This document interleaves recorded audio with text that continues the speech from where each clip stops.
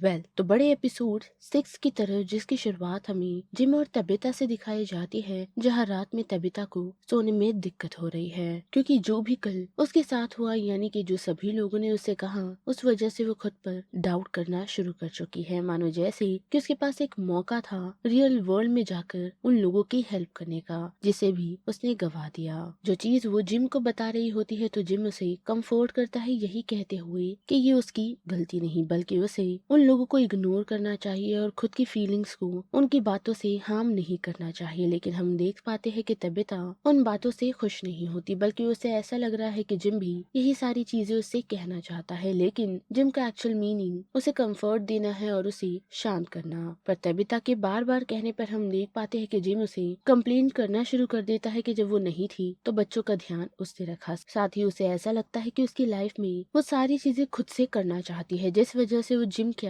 किसी को भी उसकी लाइफ में एंटर करने नहीं दे रही। पर जिम ये चाहता है कि वो दोनों मिलकर उनकी फैमिली की इस प्रॉब्लम को खत्म करे। साथ ही फॉरेस्ट में भी जब वो अकेली गई थी तो जिम ये चाहता था कि वो भी उसके साथ जाए, पर तबीता ने वहाँ भी उसे उसके साथ ले जाने से मना कर दिया। जिसके साथ साथ जिम का ये भी मानना है कि अपने बेटे की मौत के बाद, यानी कि थॉमस की मौत के बाद से ही वो ऐसी हो चुकी है। लेकिन हम देख पाते हैं कि तबीता उनकी पास्ट की सिचुएशंस को निकालते हुए से बताती है कि जिम उस समय नहीं था जब बच्चों को उसकी एक्चुअल जरूरत थी, और जिस वक्त की तबीता बात कर रही है उस वक्त जिम अपनी प्रोफेशनल लाइफ पर भी ध्यान दे रहा था और उसके अकॉर्डिंग उसने अपनी फैमिली को इमोशनली अबैंडन कर दिया। और उस वक्त तबीता थॉमस की मौत से जूझ रही थी, साथ ही जूलिया और ईथन को भी संभाल रही थी, जिस कारण ही उसने डिवोर्स की डिमांड की। और उन दोनों की लड़ाई इतनी एस्केलेट हो जाती है कि उनकी आवाज काफी ऊंची हो जाती है, पर उन दोनों की आवाज इंटरप्ट हो जाती है वो भी तब जब उन लोगों को पास ही के फॉरेस्ट से मॉन्स्टर की चिल्लाने की आवाज आती है, जिस कारण वो दोनों शांत हो जाते हैं। और हम देख पाते हैं कि दूसरी सुबह जिम कैबिन की तरफ चला जाता है ताकि वो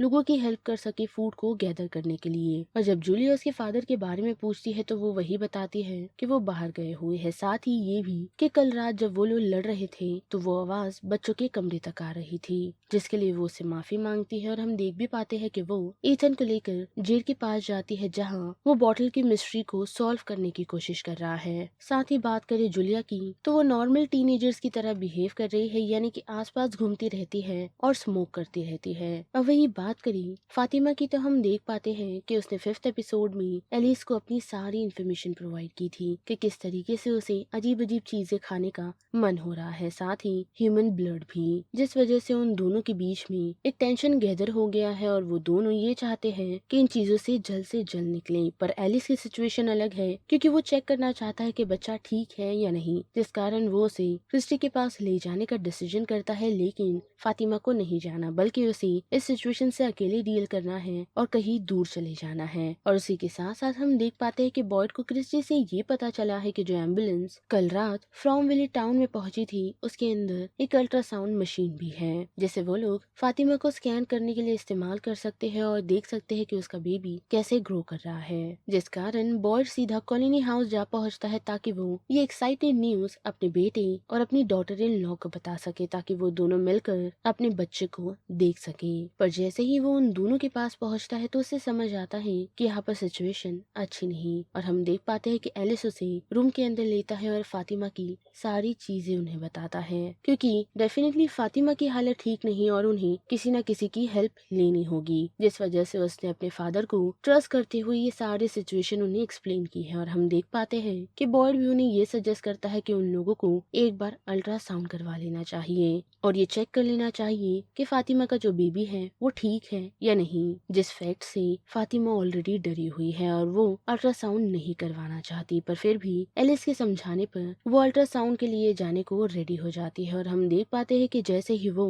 फ्रॉम विली की क्लिनिक आ पहुंचती है, जहाँ क्रिस्टी और मैरी अल्ट्रासाउंड की प्रिपरेशन ऑलरेडी कर चुके हैं, पर जैसे ही टेस्ट को कंडक्ट किया जाता है तो काफी अजीब चीजें होती हैं, जो देख क्रिस्टी थोड़ी हैरान है और साथ ही मैरी भी, क्योंकि फातिमा के बॉडी में उन लोगों को बेबी नजर ही नहीं आ रहा। जो सिचुएशन काफी स्ट्रेंज है और जो फातिमा के साथ हो रहा है उससे उन लोगों को कुछ भी समझ नहीं आता, क्योंकि फातिमा के बॉडी में अगर बेबी है ही नहीं तो उसे सिम्टम्स प्रेगनेंसी जैसे क्यों हो रहे हैं। जो चीज यही दर्शाता है कि शायद फातिमा या फिर फातिमा के बच्चे के साथ कुछ अजीब सी चीजें होने वाली हैं। जो चीजें हमें तब भी समझ आती है जब हम देख पाते हैं कि एल्जिन जो जूली के साथ बेसमेंट में गया था तो उन लोगों को एक कैमरा मिला था, वो भी गुड कंडीशन में, जिससे उसने फातिमा की एक फोटो ली थी। और जब वो कॉलोनी हाउस में उसे लगा रहा होता है तो उसे फातिमा की फोटो के साथ साथ गोस्ट यानी कि उस ओल्ड वुमेन की भी फोटो नजर आती है। और तुरंत ही वो गोस्ट लेडी उसे ये कहती है कि वो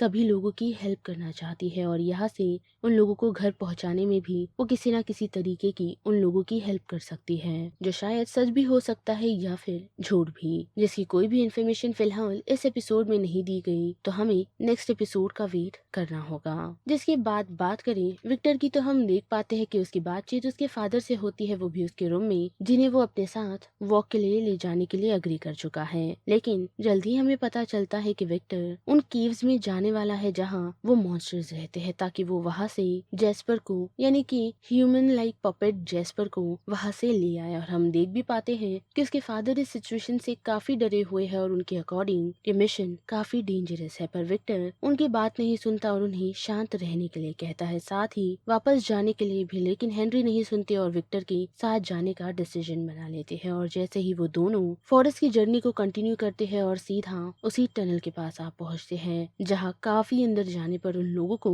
वो जेस्पर डॉल तो मिल जाती है, लेकिन साथ ही हेनरी की नजर उसकी मॉम के स्कार्फ पर पड़ती है, यानी कि विक्टर की मॉम के स्कार्फ पर, जो यहाँ क्या कर रहा है उसका उसे कोई भी आइडिया नहीं। पर उस घबराहट के कारण हेनरी पैनिक हो जाता है और उस वजह से वहाँ मौजूदा मॉन्स्टर्स जग जाते हैं, जो विक्टर को कहते हैं कि वो लोग उसे यहाँ से जाने नहीं देंगे। पर फिर भी विक्टर और हेनरी वक्त रहते वहाँ से निकलने में कामयाब होते हैं और उसका फादर इस बात से कंफ्यूज है कि मिरांडा के कपड़े वहाँ क्या कर रहे थे, जिसके जवाब में विक्टर उन्हें कहता है कि उन मॉन्स्टर्स को चीजें जमा करने की आदत है। साथ ही बात करें जेड की, तो हम देख पाते हैं कि उसने कुछ चीजें बॉयड को बताई थी और साथ ही उस ट्री के बारे में भी, जिसके जवाब में वो उसे कहता है कि जंगल में सिर्फ एक ही बॉटल ट्री नहीं है बल्कि एक और है, जिसे ढूंढते हुए जेड पहुंचता है और उसके अंदर से भी उसे लेटर्स मिलते हैं और उसे लाकर वो चीजें सॉल्व करने की कोशिश कर रहा है, जहाँ तबिता और ईथन भी उसकी हेल्प करने की कोशिश कर रहे हैं। साथ ही तबिता उसे बताती है कि उसने फिर से उन बच्चों को देखा,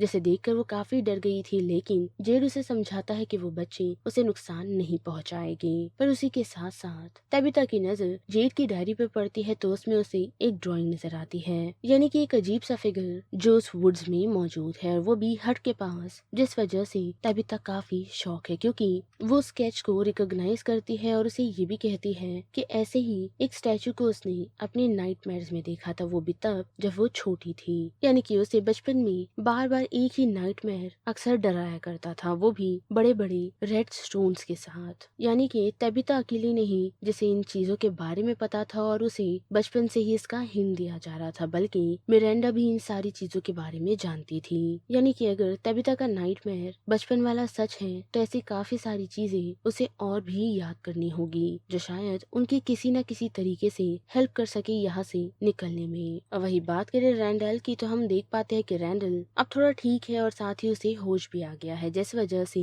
उसे मैरी ने ये सजेस्ट किया है कि वो उन लोगों के साथ क्लिनिक में रह सकता है। और हम देख पाते हैं कि रैंडल उसके लिए अग्री भी कर चुका है। पर पता नहीं आने वाले एपिसोड में रैंडल और तबिता कुछ न कुछ नई चीज हमारे लिए लेकर आ सकते हैं।